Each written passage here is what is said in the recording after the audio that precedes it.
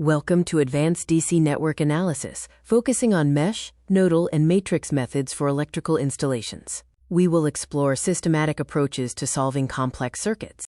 Complex circuits, like this large-scale grid, challenge simple series and parallel rules. Engineers need systematic and repeatable methods when faced with these complicated networks. The two main pillars of analysis are mesh analysis, which uses loops to find unknown currents, and nodal analysis, which uses nodes to find unknown voltages. Concept 1 is Maxwell's mesh method. A mesh is an elementary loop. Mesh currents typically flow clockwise, and the branch current is the algebraic sum of shared mesh currents. The mesh analysis process involves 4 steps: assigning mesh currents, applying Kirchhoff's voltage law, writing the resulting equations, and finally, solving the system. The mesh shortcut method uses this equation. R11 is the self-resistance, the sum of all resistors in the loop, and is always positive. R12 is the common resistance, shared between 2 loops, and is always negative.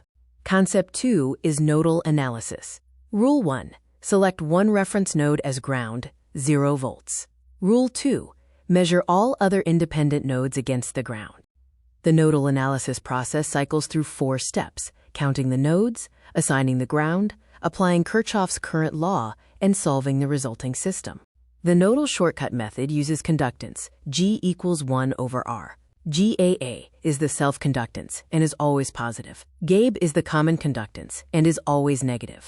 Choosing the right tool depends on the circuit structure. Mesh analysis is best for circuits with many nodes, using KVL to find mesh currents.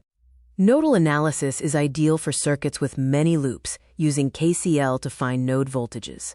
Energy sources can be ideal or real. Ideal sources have no internal loss and deliver constant output. Real sources have internal resistance, causing their output to drop under load. Independent sources, shown as circles, have constant and fixed output.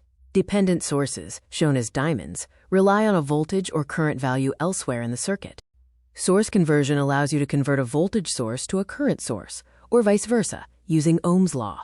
The key rule is that the resistance value R stays exactly the same. Matrix algebra synthesizes the analysis by organizing shortcut equations into matrices. The diagonal row holds all the positive self-resistances for systematic solving.